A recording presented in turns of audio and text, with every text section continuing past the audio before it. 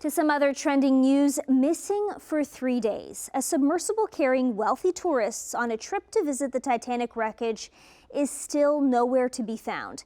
And the clock is ticking as the oxygen in the small sub is running out. We're learning more today about the company operating these tours and the dangers involved.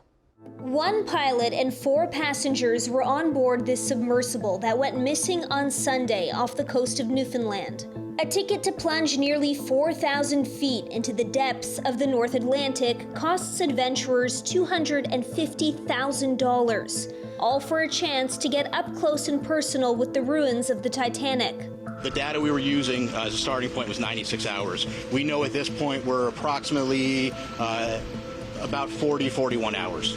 Every second counts in this search. The ocean craft's oxygen supply is dwindling as rescue crews navigate choppy waters and low visibility in a remote part of the North Atlantic Ocean. Today, U.S. Coast Guard Captain Jamie Frederick said the crew has less than 2 days of oxygen left.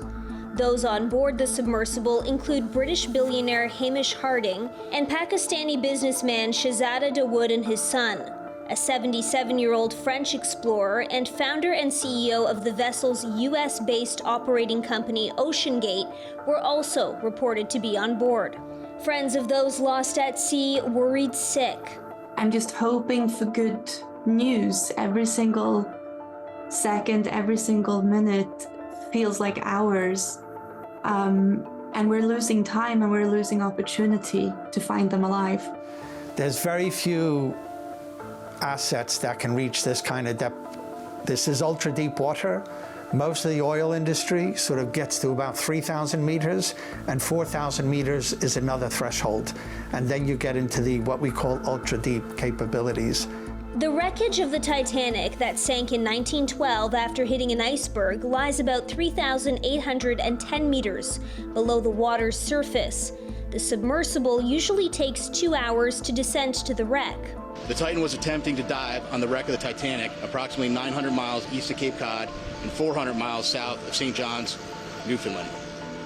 Approximately 1 hour and 45 minutes into the scheduled dive, the Polar Prince lost all communication with the Titan. The Polar Prince conducted an initial search and then requested Coast Guard assistance.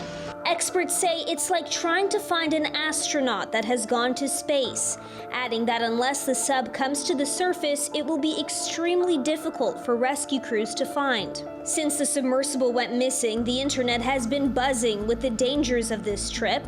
The company that runs it is called OceanGate Expeditions. A CBS reporter rode the sub last year.